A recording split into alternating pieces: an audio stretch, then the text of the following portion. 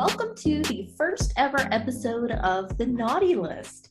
We are the self-proclaimed best in spicy book reviews, and we're here to tell you if your favorite smut book or series is worth 5 out of 5 chili peppers on our totally arbitrary and completely biased rating scale. Trigger warning, there will be mentions of sexual assault and some violence, and if you have not yet read Ice Planet Barbarians, there will be major spoilers ahead. Here we're going to be talking about super serious and extremely relevant things in today's society, specifically smut, also known as tits and ass, fairy dick dragon boys, reverse harems, oh my. This is an NC-17 podcast, so cover the kids' ears or take us into the bathroom with you. It's going to get strangely intimate, just let it happen. Today we're going to be talking about Ice Planet Barbarians, which is a sci-fi alien romance by Ruby Dixon set on an ice planet where the boys are big and blue and love eating pussy. And that's honestly where I want to be right now. Tell me about it. Right. The summary on Goodreads is pretty short, possibly hinting at the fact that there really is less content and more in the way of sex here. But basically, a group of human women are abducted from Earth and put through the ringer, only to crash land on a frozen planet where the native aliens are big blue deliciousness dying for mates. The aliens in question are pretty humanoid as far as they go, for those who might be nervous about that.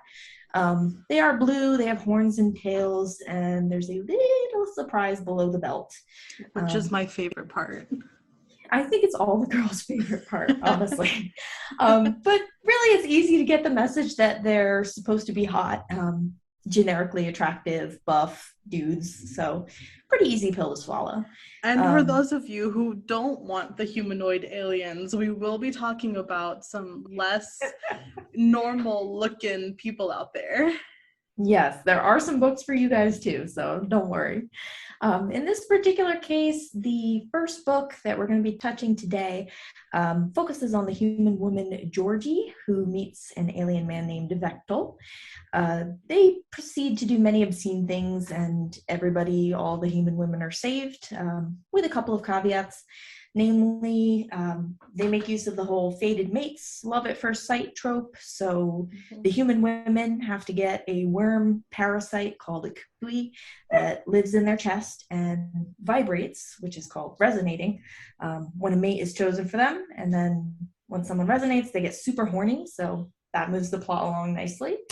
Vectel's tribe is dying out due to a lack of females. So these human women land on the planet, and all of a sudden there's opportunity to be had. So all those hot singles in Vectel's tribe are eager to woo the new humans. Jen, I'm dying to hear what you thought. Well, Hannah, I thought this book was great for what it was. I mean, the cover is a big blue naked guy and a naked woman with her head thrown back in pleasure. Mm-hmm. I mean, no one is picking this book up and expecting the next literary masterpiece. Actually, Ruby Dixon did recently come out with a new cover. It's just Georgie's face on the front. So if you're more interested in keeping secret to what exactly you're reading, it's a great option for you guys. Oh, nice. Yeah, usually I just hide it in the cover of another book, but that's a nice way to do things too. So when you're reading, War and Peace, I know what you're really reading. Oh yeah, definitely the alien smut. So I only read the first book of this series and the first book of a spin-off series that she did set on the same planet, but like on an island of the planet. So I'll speak more to Vectel and Georgie's relationship. I have to say, Dixon does such a great job of characterizing Georgie and Vectel in a really, really short amount of time. The book is only 180 pages long. I checked. About 80% of it is sex. Yeah, right? I understood so much about Georgie and Vectel almost right away, and I really loved how each of the girls and aliens had very distinct personalities. I understood what their motivations were. I mean, granted, it was pretty simple. Georgie's was to survive, Vectel's was to fuck. Yeah. But it was really good. I loved how she did that. And Dixon has such a great knack for creating really varied and interesting characters that really have me hooked right away. Yeah, and it was really important, I think, for a series like this where the focus is fairly small. it's really just ends up being on the tribe and their day-to-day activities. And so the people are really the entirety of the plot here. So it is important that you have unique characters. Obviously, all the human women went through the same ordeal in the beginning, so they all came out of it pretty close, like sisters. They make references to things back on Earth all the time. They joke about the Ice Planet being like Planet Hoth from Star Wars. They all have. I actually caught that joke. The first time I read it, I didn't. Then you pointed it out to me. So my second read, I was looking for it. Yeah, no, it's fun. I think the character Liz came up with that, so she's fun. She's headstrong and vocal. She makes those kinds of references. Another one of the girls, Ariana, has terrible anxiety, so because she's without her meds, she's understandably a mess, and that's how did Dixon resolve that? Because she couldn't get meds. Actually, that's a good question. How do people with mental or physical disabilities function on this planet? Well, so the Kui does provide some level of healing. So I imagine physical disabilities aren't really a thing. That's not often touched upon, unless someone's just old. Things like her anxiety, unfortunately, she just kind of had to deal with it on her own. Kind of had to be her own therapist. So, later on when we're learning a little more about her mate is very supportive of her. A lot of the other characters just consider her someone who cries a lot. They don't really understand where it's coming from, but the other characters learn about her a little more, and they learn to be more patient. So they handle it pretty well, and it is interesting to see an example of a mental disorder in a book like this. So even though it's just touched on lightly, that was an interesting thing to add. So yeah, I mean, there's different characters here. One thing that was interesting too was everyone had different experiences and jobs before ending up on this planet. So for example, Tiffany lived on a farm beforehand, so she helps deliver a baby later in the series because she had delivered farm animal babies in the past. So she was, I guess, the best suited for the job. And then one of the characters, Brooke, who shows up later on, she's a hairdresser, so she starts doing the girls' hair and things like that. So they kind of settle in and get their own jobs. That's so cool. I like how Dixon does that. Like you said, this is such a character-driven book and series that if she were bad at creating characters, this book would not have become as popular as it did. Yeah.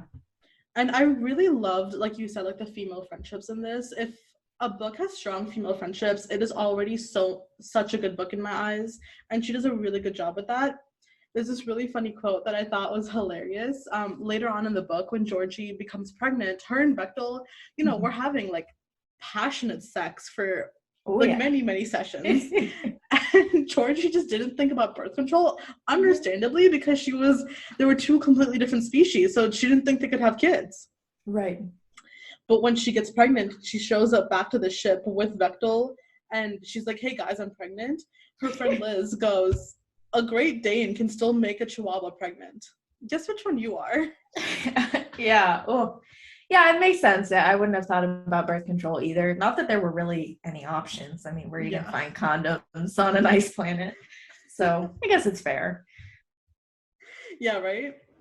In terms of the smut, I thought it was better than a lot of other books in this genre. Sometimes books that are, sci-fi, fantasy, erotica-ish can be not great in the smut aspect, but this book was really good. I mean, Bechtel basically lives to make Georgie orgasm. That's the dream. I like that it was a combination of like romantic and hot and nasty sex, because there were moments that were very clearly supposed to be soothing and comforting and supposed to be a mated couple who adored each other, and then other times it was very like passionate and driven and like nasty, and I loved it. Yeah. And I like that it wasn't realistic because there were no awkward moments, no messes to clean up. Bechtel had only been with one other woman before, but he just knew where all the parts were, and he knew what to do to make Georgie have a good time, and she had a good time. Oh yeah, many times over. Yes. What did you think? Did you like that it was unrealistic, or would you have wished for a more realistic thing? No, I agree. I don't think that this is the sort of book where you really want to go into like the dirty details. Everyone who's actually had sex knows that there's a lot more going on. There are awkward moments. There are moments when you have to stop and clean up and, sort things out. So that definitely does happen. But I think smut in general, like, there's a reason they take that stuff out. They don't want to ruin the illusion. So yeah, Mm-hmm. I don't mind that. That's one of those suspension of disbelief things that you kind of have to have going into this genre. So Mm-hmm. yeah, it worked. It worked. Yeah, for sure, for sure. So I genuinely enjoyed this book. I thought it was such a fun read. It was a really easy read too. It was pretty short, so I read it on a plane, which was excellent because I finished it by the time I got to my destination. But I will say that the plot, no holds barred, was a complete disaster. No. I didn't read this book for the plot. I didn't reread it for the Sure. plot or reread it for the plot. Most of the time I didn't really care, but there were a few moments where I had to stop reading and kind of question my sanity because it was a little bit too much of a suspension of disbelief for me. Mm-hmm. There were like a lot of inconsistencies. Like, for example, Georgie sprains or breaks her wrist in the beginning of the book, and they all but forget about it by the end. I mean, I think they go to the tribe healer, but up until that point, she was doing things that a physically very healthy person would have a hard time doing, which she didn't find difficult. Yeah, right. And there were moments, around that along that she also got hurt again. Didn't really talk about that much. And one of the things that I loved about this book was the language barrier between Vectel and Georgie and Mhm. how Dixon represented it. When Georgie would talk to Vectel in English, it would be in his perspective, so he had no idea what she was saying, but the way Dixon represented it told the readers exactly what she meant to say. So we knew what she was saying, and it was brilliant. I loved how she did that. Right, like the spelling, so we could sound out the words and understand what she was getting at. But Bechtel was like, "What does it mean?" Yeah, I thought it was so cute when they were first starting out their relationship and they would try and mime things to each other and they both Yep. tried to learn the language. It was so cute. Mm-hmm. But then they went and found this spaceship that Vectel and his tribe thought was just a magical cave. But the spaceship, which Georgie recognized as what it was, allowed her to absorb the entirety of Vectel's language in a second. Mm-hmm. Now, credit to Dixon, that was a pretty innovative solution to a really difficult problem, but it was a cop out. It was Yeah. such a crucial issue to the book and it was resolved so quickly that it left me feeling so disappointed. I wanted to see more of that cute little, like, I don't know what you mean. Like, there was this, oh my gosh, there was this hilarious moment when Vectel and Georgie were talking to the child. Like, this was the first time Georgie brought Vectel back to her friends in the spaceship, and she was reaching for some food on his belt, and he thought that she wanted to have sex. So he was like, "You want to Yes. mate now?" Right And one of now? the Oh my and one of the god. girls, she had like a shell implanted on her ear early on in the book, so she understood the alien language. So Yeah. that's like she was able to translate, and it was such a funny moment, and I kind of wanted more of those. Yeah, yeah, I get that. That's probably my favorite part of like these alien flicks is when in the beginning they can't understand each other and there's a bit of a cultural and language barrier. That definitely spices things up, makes it fun. They have to rely on symbols and body language and all that to get along. And yeah, yeah, it was a bit Yeah. of a cop out. Yeah. Those moments didn't prevent me from finishing the book. I wanted to read more about Vectel's breeding kink.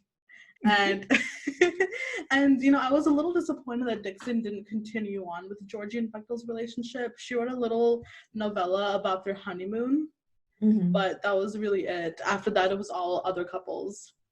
Yeah, yeah, I agree. It was like you get attached to the one couple and then you see them a bit in passing, but they're not really the focal point anymore. But I did Mm-hmm. kind of like also that she focused on a different couple each time because we got to meet the other girls, see what their Yeah. personalities were like. And we got to get through like that whole initial meet cute scenario thing, which is my favorite part, like when they're initially Yeah, trying to figure out the relationship and communicate and all that. So to be able to repeat that over and over, I didn't mind that. for sure. What did you think of the book, Hannah?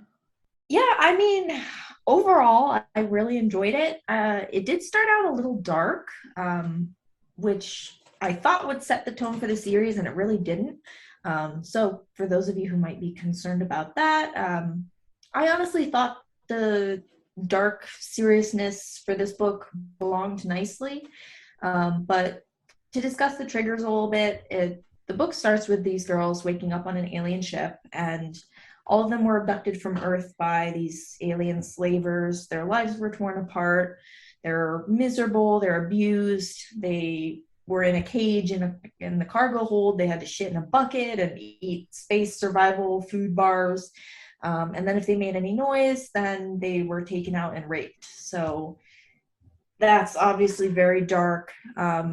It's the one rape scene is not super graphic, but it's definitely enough to be disturbing. So I think what bothered me more about this wasn't necessarily like the scene itself, because yeah, you're right, that wasn't very described. But what was horrific to me was one of the girls, like I mentioned earlier, those evil aliens had implanted a shell on her ear so she could understand what they were saying. She was the only one who could understand.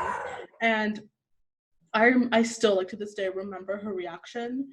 She was like in the corner, like screaming and sobbing because she understood what they were saying and she understood what was happening better than the other right. girls. And reading that reaction, just like I am pretty sensitive to sexual assault in books, and I almost DNF'd it. Yeah. Yeah. So, we definitely like to give those trigger warnings for people who might not want to read it because of that. But like I said, it doesn't set the tone for the rest of the series. So, theoretically, you could skip the first book and go right into the second and enjoy. It's kind of happy-go-lucky from there on. Yeah, so Dixon, actually, interestingly enough, I didn't catch this in my first read, but she does have an author's note in the very beginning where she talks about that shift in tone that you were mentioning. Yeah. Huh. So it turns out that when she was first writing this book, she had just gotten off a dark romance binge. So that's where like those dark tones had come from, and she really found her voice by the second book. So exactly what you said, like you could really just skip the first book, and as long as you understand the premise, the second book onwards will be really her voice.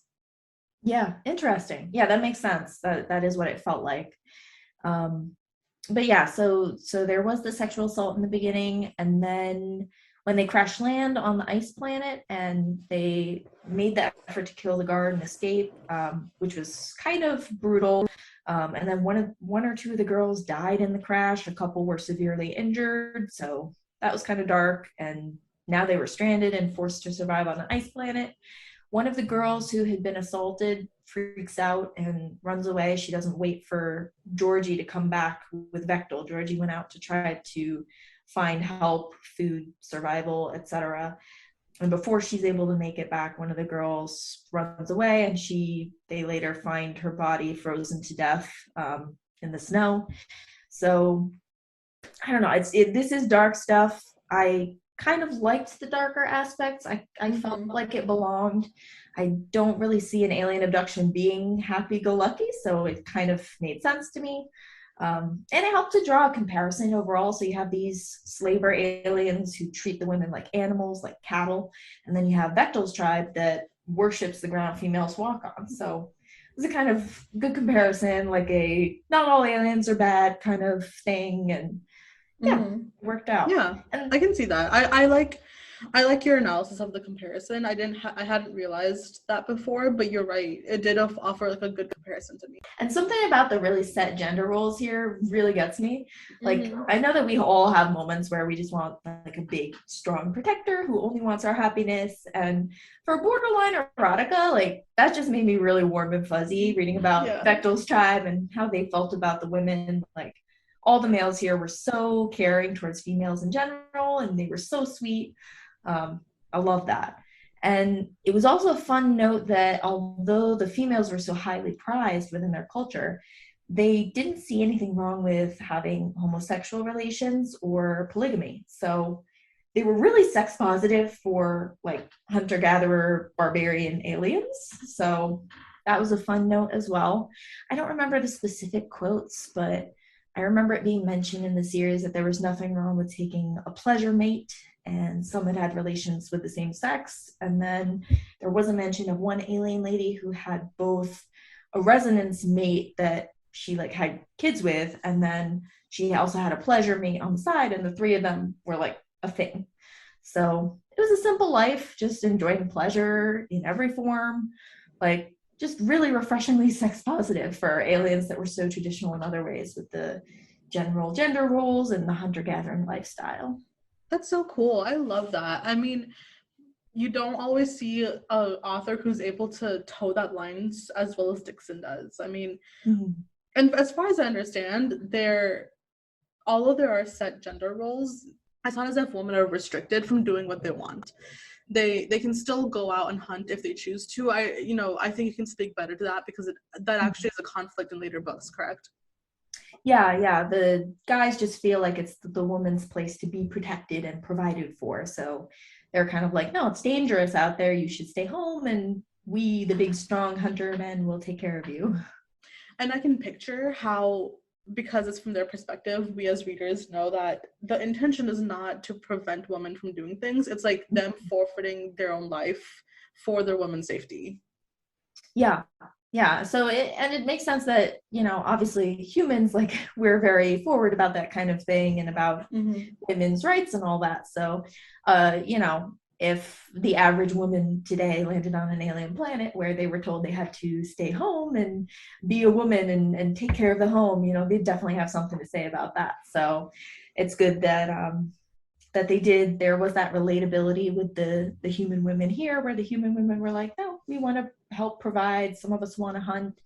And they did let it happen. So it was cute, a cute relationship with like the women that wanted to hunt and their mates. Like they would go out hunting together, and that would be like how they spent their time, and they'd bring home the food for the tribe together. And like, it's cute. Like that's all that's going on an alien planet, but it's cute.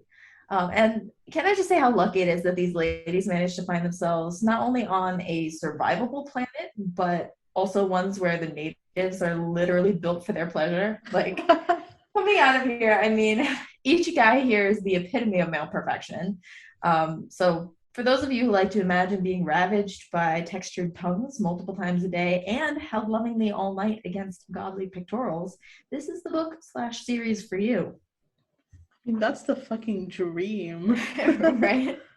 And I have to say, maybe it's because I read the whole series, but I did feel like there was more to it than just the smut. Obviously, the smut was a big part, but each book was about building a new family, a new relationship, and adding on to the overall world in general. So Dixon did an amazing job of creating an engaging story with that very small point of focus, on just the people. Most of the time they're in caves or out hunting. Every day it's hunting, cleaning, cooking, preparing skins, sewing them into clothes. And it felt complete. It felt realistic. It felt like we're looking into the lives of people who are living on this planet. That's how they do things. So yeah. Yeah, I can really see that. I mean, it's just, I think maybe my perspective is a little skewed because I did only read the first book, so I don't see the plot being as important to me, but I'm sure that, again, like, since her tone changed so much, I'm sure that she changes as a writer and grows as a writer as the series goes on. Yeah. No, I saw it happen. It was nice. And it is, I think, a good segue into the alien sci-fi smut genre for those who are coming from purely human romances or very like humanoid stuff. It is the gateway drug into alien porn. Right. Because it's a sweet, recognizable kind of story. And the Sakui are pretty human in terms of their appearance and their culture, like it is recognizable, it is relatable. And before y'all start tweeting me, I mean, compared to like some of the depraved content out there, like, it's out there. It is out there. I'm sure we'll cover some of it eventually, but there's some messed up stuff. I mean, we're talking tentacles, mandibles, like animal, like animal, insect parts, like all that jazz. It's out there. So this is a very kind of easy way into it for those of you who are getting started with like the non-human smut. So Yeah, for sure. my one negative is that the series did get very repetitive, book after book after book, in terms of getting past the initial misunderstandings and learning about each other and the cultural differences, and like warming up to one's mate, which they don't choose. So, initially that gave kind of the same conflict every book, where it was like, I don't know if I want to be your mate. I don't know if I'm ready to get pregnant right away. Because that was another factor. It not only makes you horny, but it makes you horny until you get pregnant. So you got to get knocked up. And obviously a lot of the girls were like, I don't know how I feel about that. But, your perspective changes when you're really horny. So they all went along with it. And on Earth too, just saying. Yeah, I can't say that I would have done anything different in their place. I mean, you're horny. There's these big blue hot barbarians. Like, and honestly, this is a barbarian, like an ice planet. What else is there to do? right. Just hot sex, honestly. Actually, I had a second negative. I did feel that in places it needed to be a little more serious and dark, kind of following in line with the first one. Because I felt like there was good conflict in the first book, but then the rest of them, we kind of struggled to find good conflict because life became kind of simple and it felt a little too happy and sweet. And I felt like there should have been more violence and danger, like one of the women dying in childbirth or something like that. I think that would have been kind of realistic, and that would have been a good addition to something that otherwise maybe got a tiny bit boring. Yeah. Do you think her spin-off series is, I think she has more than one spin-off, right? I only remember the one, where it's basically the same story, but instead of an ice planet, it's a tropical island. So that one was cute. The aliens were a little different. I think they were a little more not humanoid. Yeah, there were definitely some more alien features with them. Yeah, one of the aliens had 4 arms. Which came in handy. Oh, very nice. But yeah, so there was that. And I wouldn't call it so much of a spin-off series, because that series made reference to the past characters from the regular area of the Ice Planet. And they did meet. I remember at the end of the first book, they actually left the little island and met Vectel. Yeah, not to spoil like absolutely everything, but the tropical island doesn't work out. So they all have to make their way to the Ice Planet, and they end up living on the shore next to the ocean. So it's slightly warmer than the rest of the Ice Planet, but basically they start having exactly the same conflicts and issues that we saw in the first series, where they're all surviving. We do get more characters introduced. A lot of things happen. More humans get dropped on the planet. More aliens get dropped on the planet. So there's a lot going on in terms of new relationships and new characters, different kinds of aliens. We see one like dragon type alien that is the same kind of alien that's featured in one of Ruby Dixon's other series, which follows dragon guys. So, if you're into that, there's that option for you as well. But yeah, so it keeps going. I mean, the first like original Ice Planet series is probably 18 books or so. And then the follow-up series is like another dozen. So it's a lot of reading material. It'll keep you busy for a while. Yeah, for sure. Wow. I mean, Dixon is a good writer, and she's a fast writer. That's amazing. Yeah. Oh, yeah. Something like 2 or 3 books a year. Like, that's wild.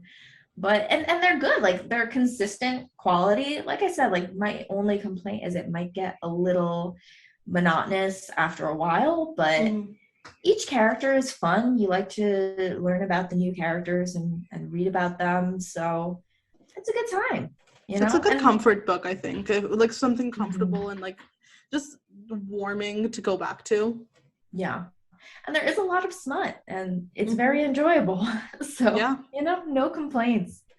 So I can't decide if this book deserves 4 or 5 chili peppers because at the end of the day, my opinion might be skewed because I only read the first book, but I really think that although there was a plot, the main goal of the book was smut and to give the readers a good time with the sex scenes. Mm-hmm. So, not even though not every single chapter had sex, if I took out all the smutty scenes from the book, it would be a really short book and it just would be boring, honestly. Like I would not be interested in the book otherwise.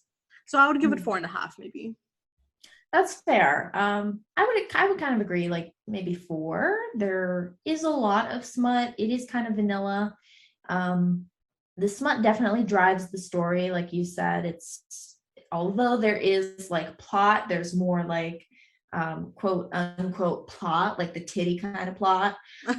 So it's definitely kind of plot. it's definitely overwhelming. It definitely is the majority of the story. I mean, having the parasites choose a mate for them and then getting super horny for each other until there's a bun in the oven, like that moves things along. Absolutely. It's a good plot device, but it does obviously make things very sex forward. And it's no like ho-hum sex either. Like it's great sex. So it's very good. There's that perk. Like Bechdel's tribe has a saying that there's no sweeter taste than that of a resonance mate's pussy. So if that doesn't answer that for you, I mean, that's just the culture. Like it's good smut, but there is a lot of it. Definitely at least a 4 for the hot chili peppers. Definitely.